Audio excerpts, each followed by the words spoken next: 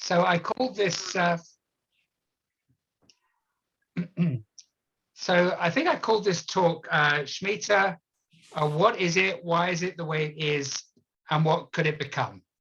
And that will provide a convenient structure for the short talk that I'm going to give. I'll probably speak for around 40 minutes, and then I'll open up to questions and discussions, and very curious to hear what you have to say. So what is it?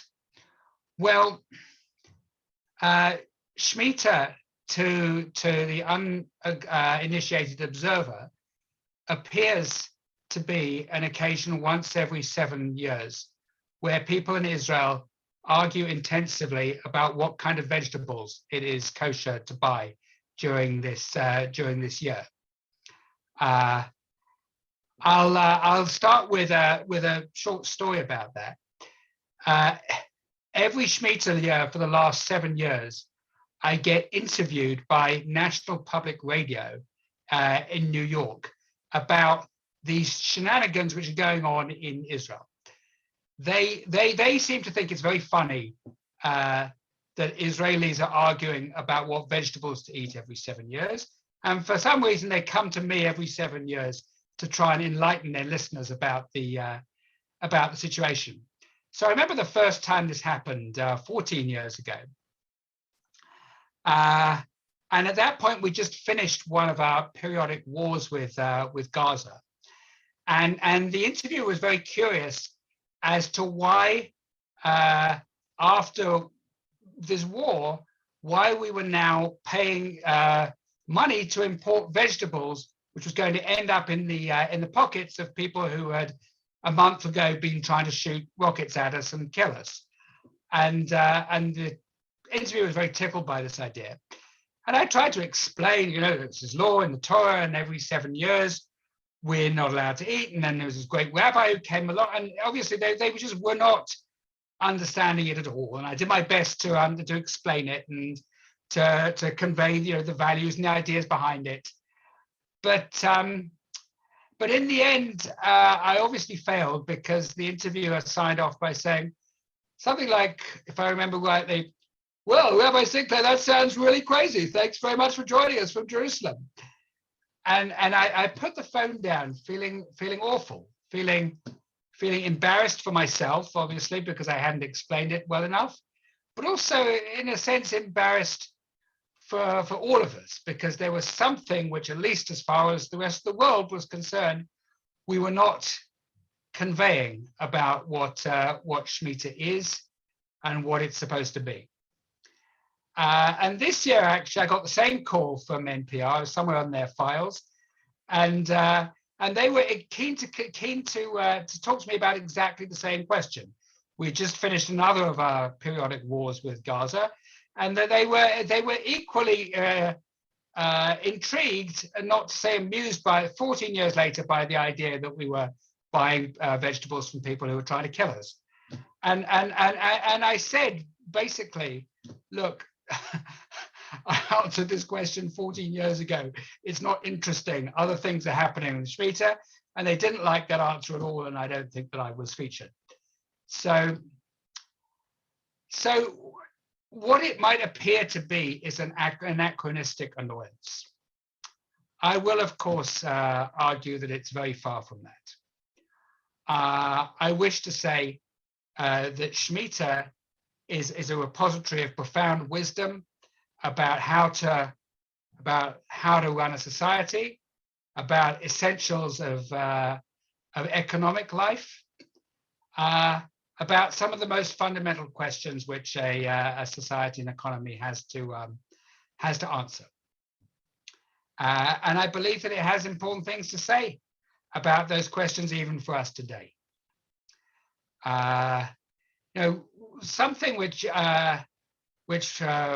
the late Rabbi Sachs, Zichrono Livracha, a member of your community, used to say, and I think particularly in his last couple of years of his life, was that it's very unwise to try and align Judaism with any particular political party or economic theory or social or political movement, because doing so inevitably diminishes and impoverishes Judaism by trying to constrict it and confine it to the needs of a contemporary political idea.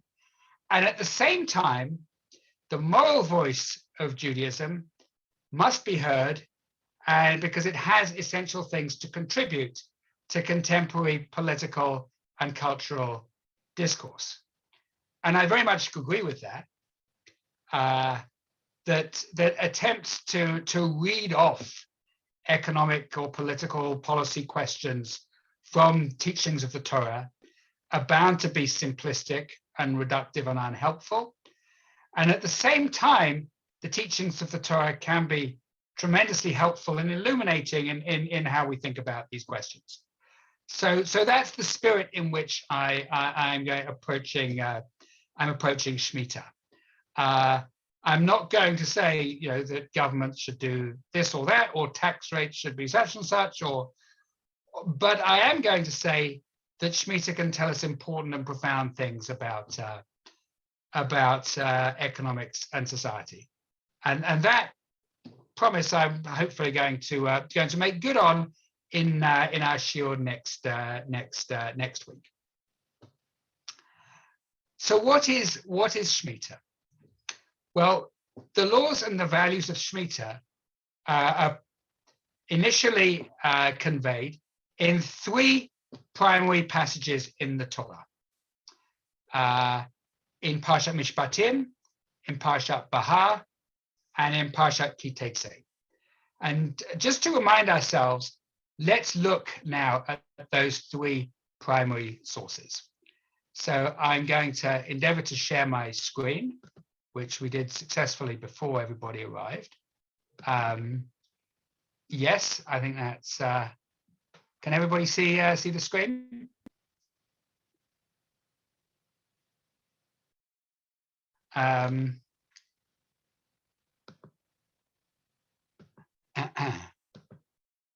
Okay, so let's look first at Parshat Mishpatim. It's Shemot chapter 23. You have there the Hebrew and the English. I'll read it in English. And the Torah there says, 6 years you shall sow your land and gather in its yield, and in the 7th you shall let it rest and lie fallow. Let the needy among your people eat of it, and what they leave let the wild beasts eat. You shall do the same with your vineyards and your olive groves. 6 days you shall do your work, and on the 7th day you shall cease from labor, in order that your ox and your ass may rest, and that your bondsman and the stranger may be refreshed. So first we have two psukim about Shmita, and then we have a pasuk about Shabbat. And the psukim about Shmita, I would say, reflect an egalitarian aspect of the mitzvah of Shmita. The idea there is that in the 7th year, you let the land rest. And more than that, you open up your field and you let anybody come and eat from it. People, but also animals as well. They come in and eat from your field during the 7th year. In fact, in the 7th year, it's not your field. The rights of private property are temporarily suspended. Whatever grows there is what's called hefker, ownerless, and anybody can come and eat of it. So it's a temporary, if you like, a suspension of the rights of private property, and a leveling of statuses between the haves and the have-not, those who own things, those who don't, but even between humans and animals. And everybody, if you like, meets in the field on the same level. That's the first source that we have about Shmita in the Torah. The second is from Parshat Bahar. It's actually my Bar Mitzvah Sedra and the Sedra of my Ufruf, which perhaps goes some way to accounting for my fascination, if not obsession, with the subject of Shmita. And here the Torah says as follows. the Lord spoke to Moses on Mount Sinai, speak to the Israelite people and say to them, when you enter the land that I assign you, the land shall observe a Sabbath of the Lord. 6 years you may sow your field, and 6 days you may prune your vineyard and gather in the yield. But in the 7th year, the land shall have a Sabbath of complete rest, a Sabbath of the Lord. You shall not sow your field or prune your vineyard. You shall not reap the aftergrowth of your harvest or gather the grapes of your untrimmed vines. It should be a year of complete rest for the land. But you may eat whatever the land during its Sabbath will produce. You, your male and female slaves, the hired and bound laborers who live among you, and your cattle and your beasts in your land may eat all its yield. So if I were to summarize this passage, I would say that here, the focus is not so much on the farmers and those who are working the land, but on the land itself. The land, the Torah says, in the 7th year has a Shabbat of complete rest, a Shabbat LaHashem, a Shabbat to God.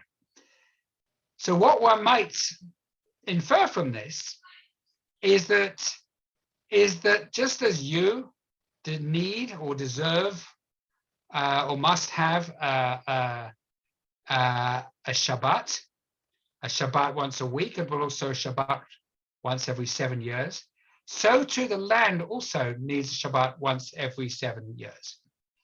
In other words, you might say that the land is not just, or not even, or a resource or a commodity to be used or exploited by you for your needs and for your gain, but it also requires a year of rest, a year to be left alone, to rest and regenerate, and a year which, as the continuation of this passage not on your page says, shows that that ultimately the land is not yours. And ki li haaretz, the end of this parsha says, because the land is mine, said God. By leaving the land alone, 1 year out of 7, you show that it is not yours, it's God's. And that's the ultimate idea behind this law. The third passage comes from Devarim, chapter Tetvav, 15. And this, here the focus is a little bit different. The focus is the remission of debts. So again, I'll read it quickly in English. Every 7th year, you shall practice remission of debts. This shall be the nature of the remission. Every creditor shall remit the due that he claims from his fellow. He shall not dun his fellow or kinsman. Dun, I think, means aggressively demand your money back. If you've lent money, then when the 7th year comes around, you cannot demand your money back from the person to whom you've lent. For the remission proclaimed is of the Lord. You may dun the foreigner, but you must remit whatever is due you from your kinsman. There shall be no needy among you, since the Lord your God will bless you, and the land the Lord your God has given you as a hereditary portion. If only you heed the Lord your God and take care to keep all this instruction that I enjoin upon you this day, for the Lord your God will bless you as he has promised you. You will extend loans to many nations, but require none yourself. You will dominate many nations, but they will not dominate you. If, however, there's a needy person among you, one of your kinsmen in any of your settlements in the land that the Lord your God is giving you, do not harden your hand and shut your heart and shut your hand against your needy kinsman. Rather, you must open your hand and lend him sufficient for whatever he needs. Behold, lest you harbor the base thought, the 7th year, the year of remission is approaching, so that you are mean to your needy kinsman and give him nothing. He will cry out to the Lord against you, and you will inquire guilt. Give to him readily and have no regrets when you do so. For in return, the Lord your God will bless you in all your efforts and in all your undertakings. So to summarize this passage, Shmita is also a year of remission of debts.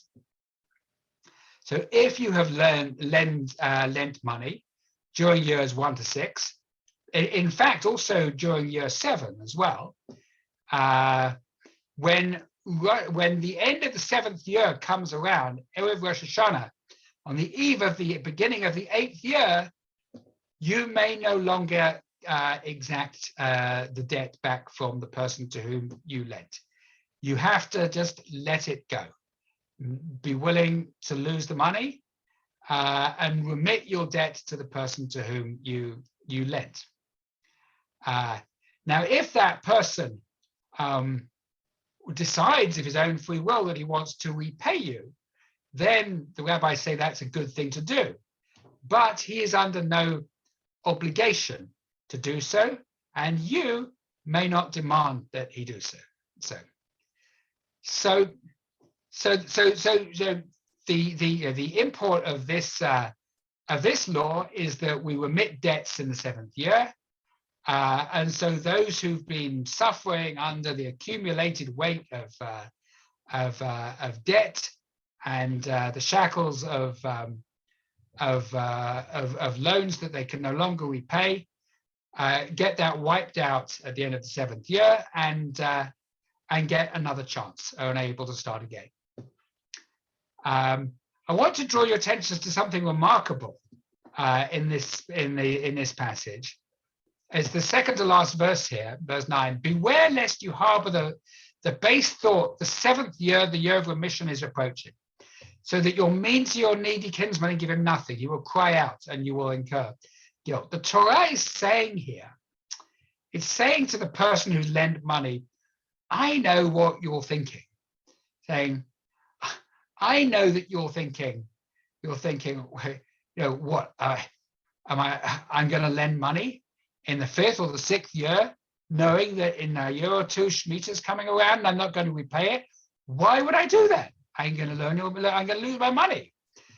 And the Torah is remarkably, and I think almost uniquely, entering into the head of someone who is contemplating keeping this mitzvah or not, and saying, I know what you're thinking. And I know this is going to be very hard. I know there's going to be a strong temptation not to observe this mitzvah. And I understand that. But the Torah says, nevertheless, you have to do it. And in fact, there's one other place, also in connection with Shmita, that the Torah makes this remarkable move. In Parshat Bahar, within the continuation of it, which we didn't say, the Torah says there, and in case you're thinking, in the 6th year, what am I going to eat in the 7th year if I can't plant and I can't reap? Don't worry, because I will command my blessing on the land, so you'll have enough to eat in the 7th year and the 8th year afterwards, until you can plant again after the Shmita. So there too, the Torah makes this move of entering into the mind of a person who is contemplating the prospect of having to keep Shmita and saying again, I know this is going to be very hard for you. And I know that you're going to think perhaps that you're not able to do it, that it's going to be too difficult. But nevertheless, you must do it, and don't worry, it'll work out okay. And I actually can't think of any other mitzvah in the Torah where the Torah does this, that enters into the consciousness of someone who's contemplating keeping the mitzvah and empathizes with the difficulty of keeping it. But yet, where Shmita is concerned, the Torah does that not once, but twice. And that's going to be significant for the unfolding history of Shmita, which we'll see in a moment. I want to draw your attention to one other passage, which is very germane to understanding the centrality of Shmita for the Torah. It's in Parshat Bechukotai, where the Torah speaks of the curses which will, God forbid, happen if we do not observe the covenant. And the Torah says there that after Bnei Israel have been punished and have gone into exile, it says, "Az tirtzeh haaretz et shabtoteha, kol yemei hashama v'atem be'eretz oyevechem, az tishbot haaretz v'yirtzat et shabtoteha, kol yemei hashama tishbot et asher lo shavtam b'shabtotechem b'shivtechem aleha." then shall the land make up for its Sabbath years. Throughout the time that it is desolate and you in the land of your enemies, then shall the land rest and make up for its Sabbath years. Throughout the time that it is desolate, it shall observe the rest that it did not observe in your Sabbath years, while you are dwelling upon it. So the Torah there says virtually explicitly, and the rabbis and the Talmud take it as explicit. The Torah says that the punishment for not observing Shmita is going to be exile from the land of Israel. And so during the time when you're exiled from the land of Israel, the land will be able to make up all of the Shmitot and have the rest that it didn't have, that you didn't let it have when you were dwelling on the land. So the Torah is making clear here that Shmita is not some peripheral or esoteric mitzvah. It's absolutely central to the covenant, to the brit between Israel and God. That these are essential to the terms and conditions under which we are allowed to live in the land of Israel.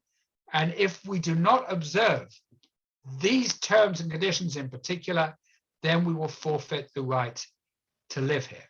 It's essential to what it means to be a holy people living in the Holy Land, to keep these laws. And it's not just here, but repeatedly throughout the continuation of the Torah and the Tanakh, the Torah underlines this point. In the book of Jeremiah, in Sefer Yirmiyahu, the prophet Jeremiah warns that if you don't keep Shemitah, you're going to go into exile. And when the people return from exile, in the book of Nehemiah, chapter 10, and the covenant is resealed, the deal is made again between God and the Jewish people after the return from exile.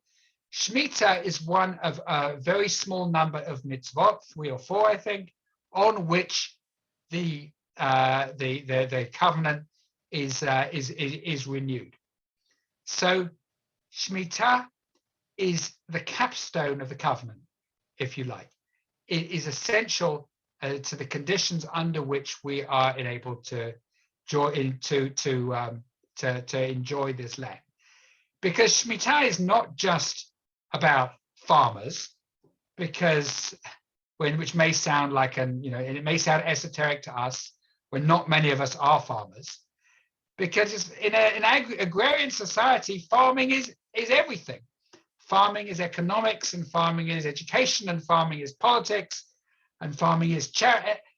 Everything about how we develop and distribute material resources of our society is bound up with these questions. So that's just to show you how absolutely central, I believe, and I think it's clear, Shmita is to the Torah's understanding of what it means for the Jewish people to live in this land. So far, brief introduction to what Shmita is. So the second question in my title is, well, why is it the way it is today? And we'll come in a moment to how it is today. But first, why it is today, the way it is today. And the essential point to understand here is what we've already touched on, which is the extreme difficulty and the very high demands that Shmita places on us. It should be clear, even from this very brief survey, that the demands of Shmita are extremely radical. Shmita demands a periodic suspension of the rights of private property and an equalization between rich and poor and owners and non-owners and even animals and people. And once every 7-year holiday from the land and a sabbatical for workers and a moratorium on debts, and and a tremendous degree of forbearance, which is necessary not to exact and collect your debts, and a tremendous temptation to not to lend at all as a result of the demand to forgive debts. And it ought to be clear that this set of requirements is going to be very, very difficult for any society or any people to keep. And so it's hardly surprising that much of the history of Shmita has been about exactly this clash between the extremely exalted demands of Shmita in the Torah on the one hand, and on the other hand, the exigencies of economic and social reality, which make it very difficult to fulfill these demands. So major clash number one, and I'll just talk about this very quickly, happened about 2,000 years ago over the issue of the remission of debts, because Hillel the elder looked around and saw that people were doing exactly what the Torah had warned them not to. They were precisely in the 5th and 6th year saying, "What? Wait a second, seriously? I'm going to lend money knowing that it's going to be, I'm just going to have to say goodbye to it in 2 years' time." And they were not learning, or they were not loaning, sorry. And so seeing this situation and observing that this was harming the poor because people were not lending money to them, and therefore was creating a situation which is exactly the opposite of what the laws of Shmita were supposed to advance. Hillel instituted his famous Prusbul enactment, which enabled people who had lent money to make over their debts to the Beit Din, and the Beit Din, as an institution and not an individual, was able to exact the debts on behalf of the lenders, and then make sure that the lenders got their money back, essentially getting around the prohibition of not exacting debts back in the Shemitah year, because Hillel could see that otherwise the whole financial system would dry up, and that would particularly harm the poor, and that, he reasoned, was surely not what the Torah wanted. So he instituted this radical loophole in order to get around this severe failure in the credit market, which he saw the laws of Shmita leading to. So that was major clash number one between reality and the laws of Shmita. So fast forward 1,800 years to major clash number two. And that took place at the beginning of the period of the return of the Jewish people to the land of Israel, beginning with the movement of immigration, which was known as the first Aliyah, which took place or began in the 1880s after the pogroms, which occurred as a result of or following the assassination of Tsar Alexander II, I think, in 1882. And so at that point, Jews in Russia and the Pale of Settlement started to think, okay, the game is up for Jews in Russia, and it began to be massive waves of immigration, the largest numbers of which went to the United States, smaller numbers of whom came to Great Britain. Probably mine and your parents, grandparents, and great-grandparents came from that wave of immigration. And very small numbers of those people, driven by remarkable idealism, ended up here in Eretz Israel, in the land of Israel. So the farmers of the first Aliyah, they decided that rather than being traders and moneylenders as they had been in Europe, they would farm the land and make a living and settle it through the sweat of their brows. And unfortunately, they were not very good at it. Farming methods were not good. They weren't trained. They didn't have money. They were subject to malaria and famine, and many of them lost terrible and tragic numbers of children to famine and malaria during the 1880s. If you go to the graveyards in Zichron Yaakov and Yesod HaMala and Rosh Pina, you'll see terrible evidence of the numbers of the extent of infant mortality and the desperate suffering that those pioneers went through, and to put down a foothold in the land of Israel. And then the first Shmita year came around, 1888 to 1889, and they were mostly from Jews, and they looked in their, in the Torah, and they had, what, really?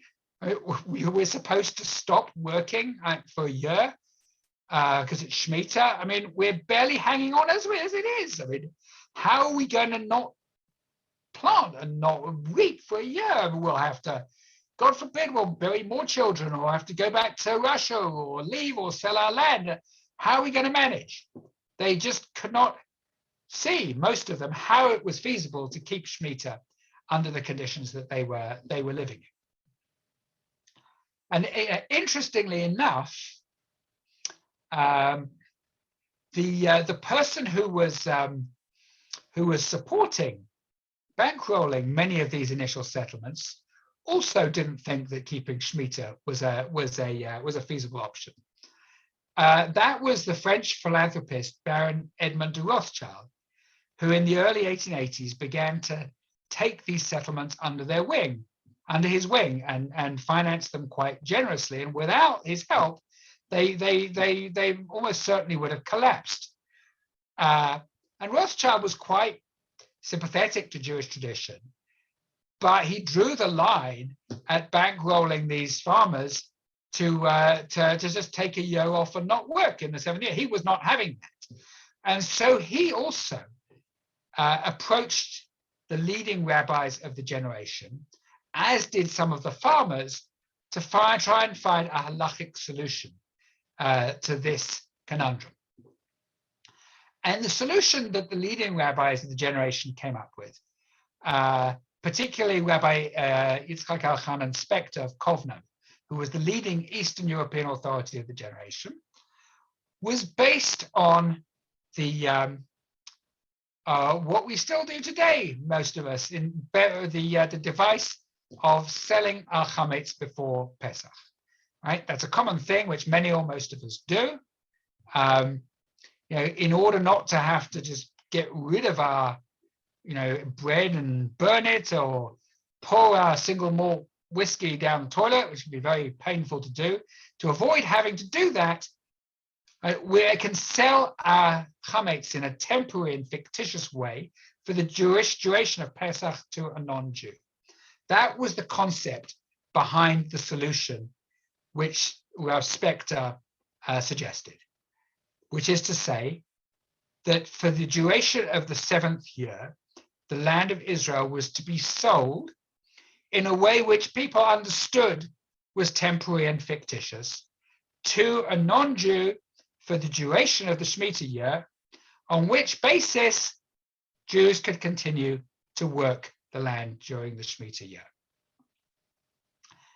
Now, everybody could see that this was a far from ideal solution. And it was stressed that it was temporary. And 7 years later, the situation wasn't much better. So the same question came around. And so the rabbis again said, well, all right, you can do the thing of selling the land, but just this time.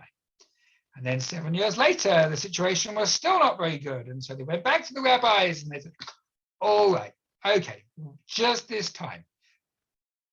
And then 7 years later, in the Shmita year of 1909-1910, the chief rabbi of Jaffa and the surrounding settlements was Rabbi Abraham Isaac Cook, one of my heroes.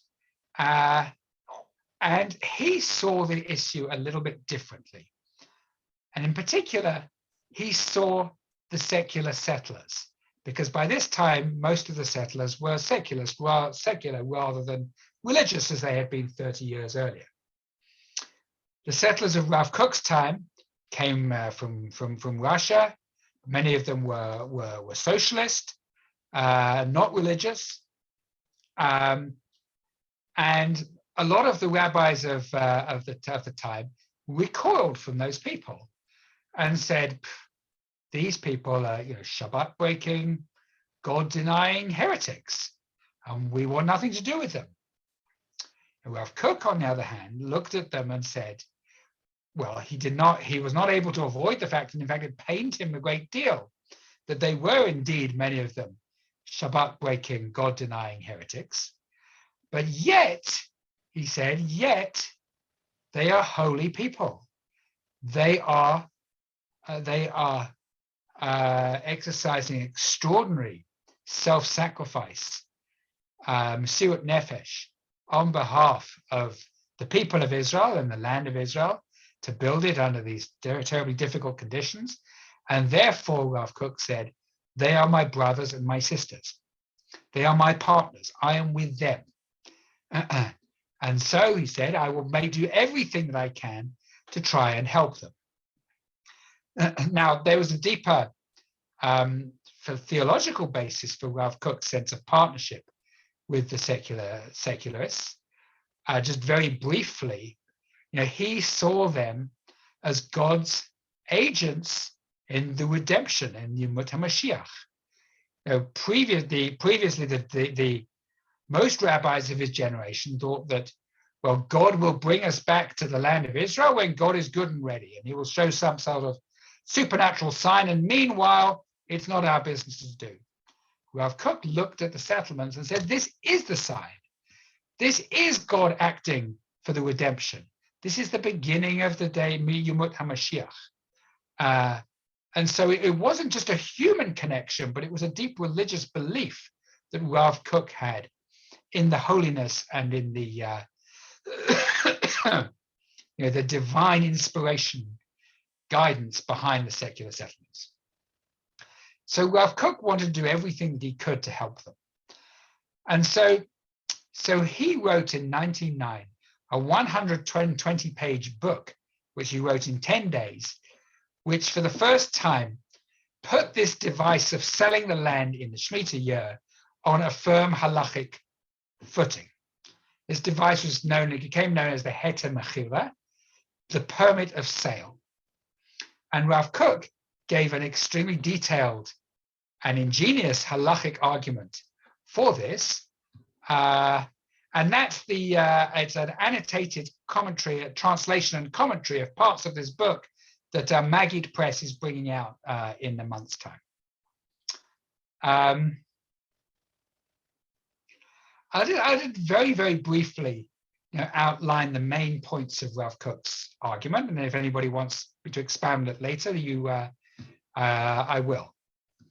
Now, the Rav Kook essentially argued four things in this book.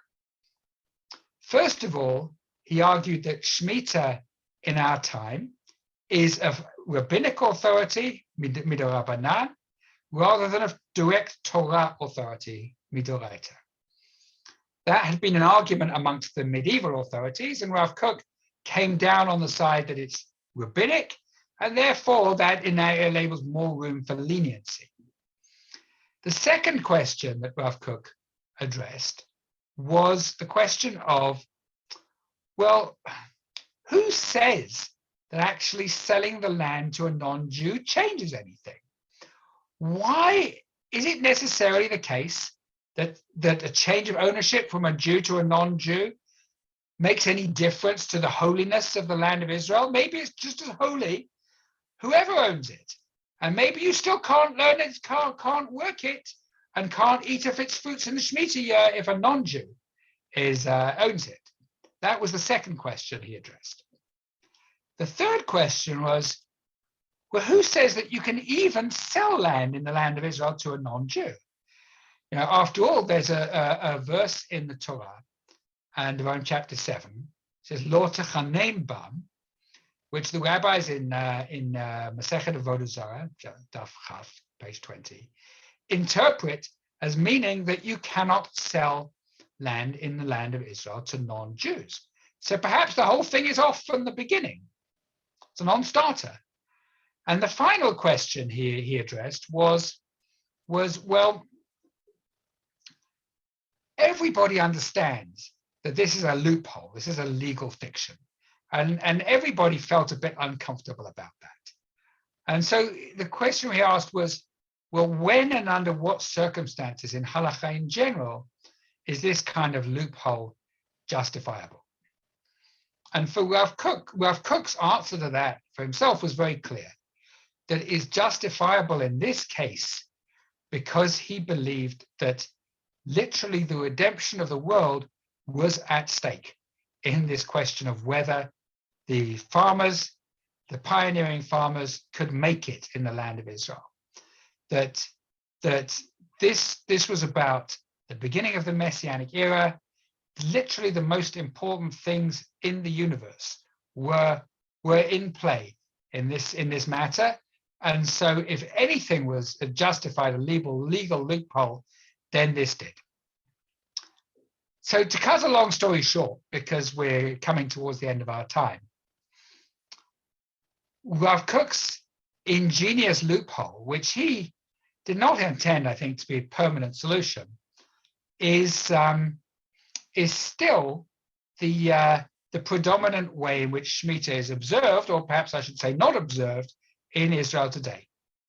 Most farmers and most consumers still observe this heter mechira, and therefore farming and shopping carries on pretty much as before, except you just have to look at the labels.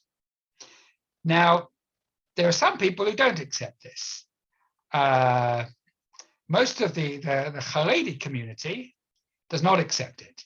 Their great leader, the Chazon Ish, came out strongly against Rav Kook's position, and as a result of which they don't hold by this idea of selling the land. And as a result of which the most kosher food for many, according to most Haredi authorities, is food which comes from outside of the land of Israel. And that's how you get into the situation of importing food from Gaza. And that's why I got invited on NPR radio to try and explain that. So that's why we have these arguments every 7 years. Because what is at stake between Rav Kook and the Haredi position is really about whether the existence of the state of Israel and the purposes that Rav Kook thought the state of Israel is to fulfill, whether that actually changes anything about halakha. And that's a very deep question, and a question about which these two communities returned very different answers. And that's I think why we have the depth of disagreement that we do today about this issue. So my last sentence is this. For 80, 90 years since Rav Kook, we've been trying here, we've essentially been observing Shmita by getting around observing Shmita. About a decade or so ago, a number of people started to think, well, Shmita is really an extraordinary thing. If we go back to the ideas and to the values and to the teachings, there's many very, very beautiful and profound and inspiring things here.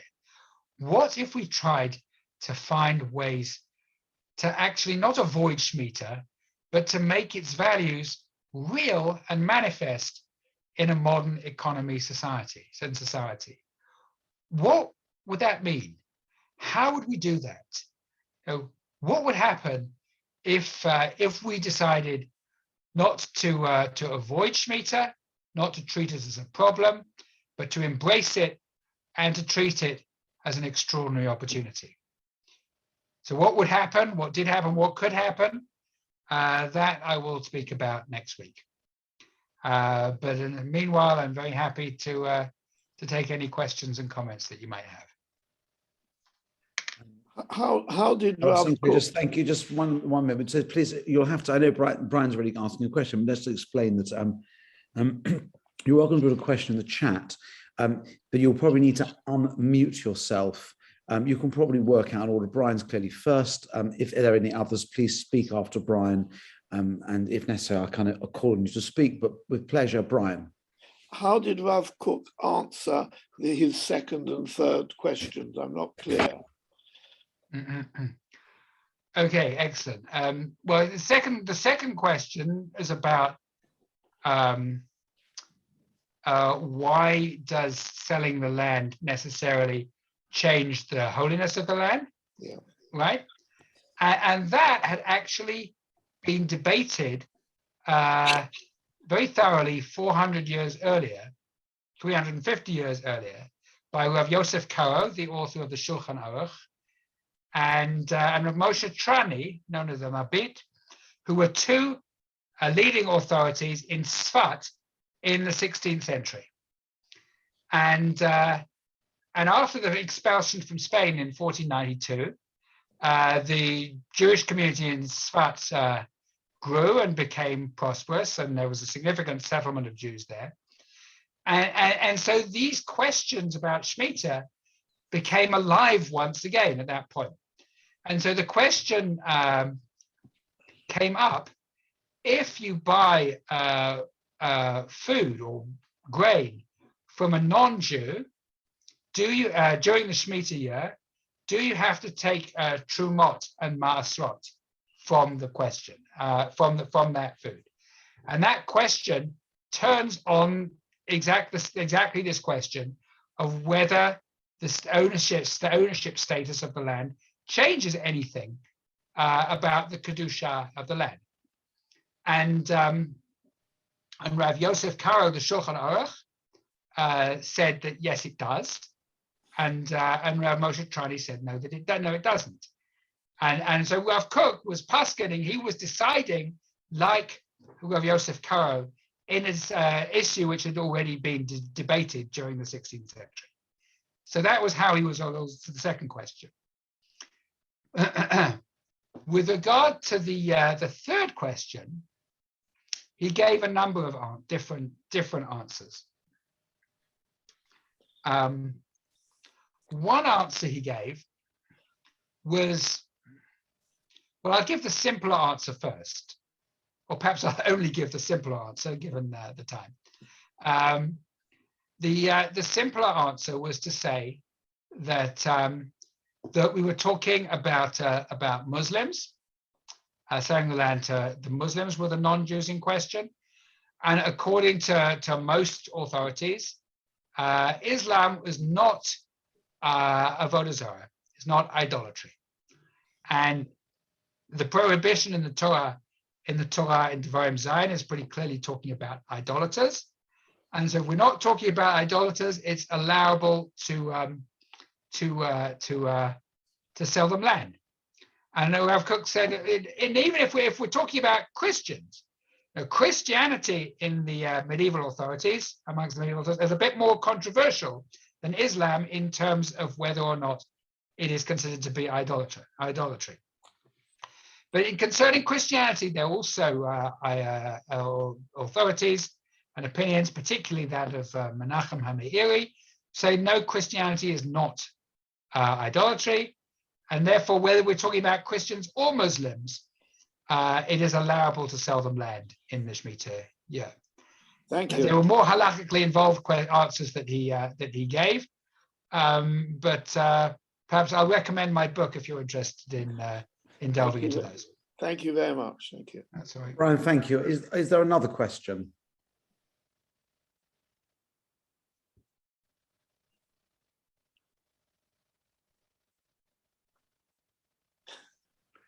Do I take that as a no?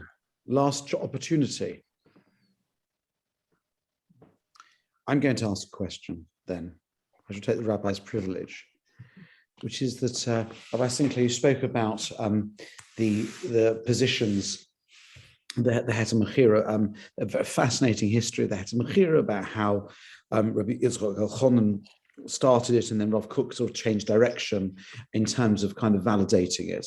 I think it's also true, you kind of indicated that Rav Kook never regarded it as an ideal. He may give it a stronger halachic footing rather than something which has to be sort of dragged into existence, but he clearly did view it as something which would ultimately should be replaced. It was nonetheless a temporary thing. I wonder whether, perhaps to ask two questions. One is that there have been certain developments, the concept of Oitzer based in which there are ways of farming which are still within the rules of Shmita rather than grading them, which allow limited distribution of certain crops, and in fact are mentioned, at least in rudimentary form, in commentaries on the Mishnah from the medieval period, are seen to kind of represent a middle position in which it's still possible to have some kind of normality. It's much smaller scale. Do you have any kind of comments on that? And just before you continue as well, my feeling, and having been to Israel over many Shmita years, is that while I'm sure it's the case that the majority of farmers are still relying on the Heter Mechira, and it could be that the Haredi press makes lots of noise about this, but my impression, particularly speaking to some people who are outside the Haredi community, who 28 years ago were certainly relying on the Heter Mechira, that the divide is less clearly Haredi and non-Haredi, and there are more and more non-Haredim who are attempting to observe Shmita without relying on the Heter Mechira. Any thoughts on these 2 points?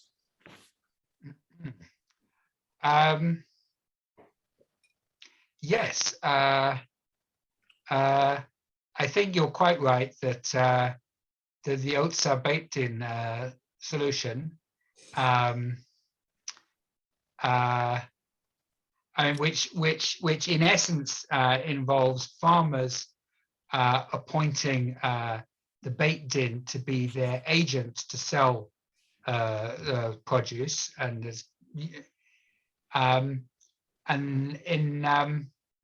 is in many ways halachically a preferable solution, but it is only a small scale solution. So so some people can avail themselves of that. But essentially you have to. I heard a talk from a farmer about this a few months ago, and he said that there are 3 cherry farmers in Israel who use Otzar baked in, and there are no more because they can't rely on a bigger market. Right. And so people subscribe to buy cherries from these 3 cherry farmers, and once they're out, they're out. So there's only it's only limited supply. Only a good solution for a limited number of people, and so the Heter Mechira is still there for many other people, or needs to be there for other people. And I think you're also right that that there are other non-Haredi people who are trying to find other ways of keeping Shmita, either the Otzar baked in, or amongst farmers, there are farmers who actually stop working during Shmita.